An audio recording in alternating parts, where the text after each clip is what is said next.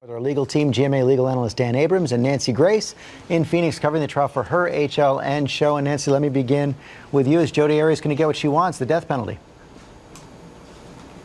Well, I'm not so sure that's what Jodi Arias wants. If she's trying to use reverse psychology, it's not working. Remember, she took the stand for 18 days, which is unprecedented, in a bid to save her own life. And now, just because she takes to the airways within literally minutes of a murder one conviction, she's plopping down in front of the lights and the camera to speak again, probably hoping the jury and others will hear her. I'm not really persuaded. And as she goes on in that interview, she goes on to call the murder victim, Travis Alexander, who's dead in the ground with his neck slashed, a hypocrite, right? So I'm not that crazy about this interview.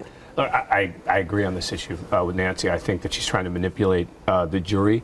My guess is that she does want the jury to come back with a life sentence, and that she's hoping that by saying she'd prefer death, that the jurors will then punish her, so to speak, by giving her life in prison. It is amazing when you think about it, right? We're talking about someone who was just convicted moments earlier of first-degree murder. Her life is on the line.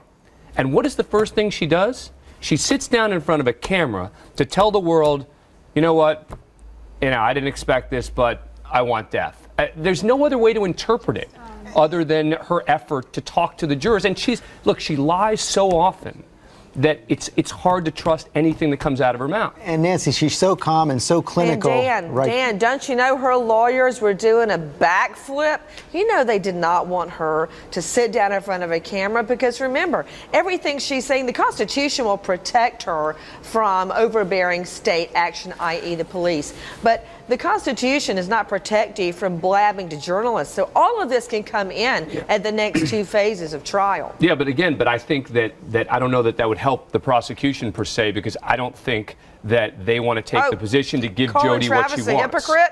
Well, no, that part, but I'm talking about wanting death. So walk us through, Dan, walk us through exactly what happens next. So the first phase of this is pretty easy. Meaning they're going to have to demonstrate an aggravating factor here. That's not going to be difficult to show how cruel and heinous this crime was. And they're going to call a witness, maybe a couple, basically to just talk about how gruesome this crime was. You then move forward pretty quickly to the death penalty phase, where there will be a little mini trial, but a very different kind of trial, because there the issue isn't was she guilty, did she do it? The question is, do the aggravating factors, meaning the reasons to give the death penalty, outweigh the mitigating factors? The problem for Jodi Arias is that it's tough to figure out what the mitigating factors are here in this case. And look, I've said from the beginning that I don't think this is a death penalty case. But as a technical, legal matter, this is going to be a tough defense for Jodi Arias. Nancy, anything the defense can do right now? Well, yes, they can shut Jodi Arias up, number one. We're moving into a pretty quick phase. It should be a quick phase called aggravation. Every jurisdiction that has a death penalty has, say, 5 to 15 aggravating factors. The state has limited their choice to cruel, heinous manner of death.